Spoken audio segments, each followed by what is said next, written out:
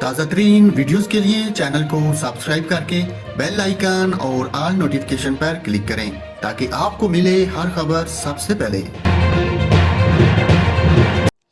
اور ناظرین، محکمہ اسکول ایجوکیشن نے اسکولوں کی کارکردگی کو مانیٹر کرنے کے لیے سرکاری اور پرائیویٹ اسکولوں میں کونسل کا قیام لازمی قرار دے دیا۔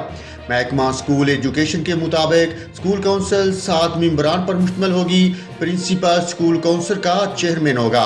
ٹیچر، والد اور ماہر تعلیم اسکول کونسل کے ممبر ہوں گے۔ ہائی اسکولوں میں ایک ٹیچر پرائمری سیکشن سے لازمی لیا جائے گا۔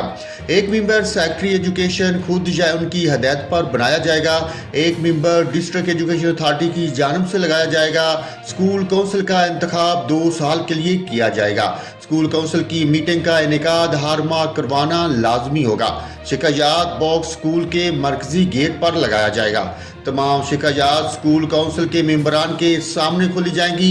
تشدد، جنسی طور پر ہراساں سے متعلق والدین کی شکایت کو اسکول کونسل کی زیر نگرانی حل کیا جائے گا۔ نصابی اور غیر نصابی سرگرمیوں سمیت بجٹ کا ریکارڈ بھی اسکول کونسل میں رکھنا لازمی ہوگا۔ محکمہ تعلیم کے حکام کا کہنا ہے کہ اسکول کونسل تشکیل نہ دینے والے پرائیویٹ اسکولوں کی رجسٹریشن منسوخ کر دی جائے گی۔ کونسل کے قیام سے تعلیمی اداروں کا معیار بہتر کرنے میں مدد ملے گی۔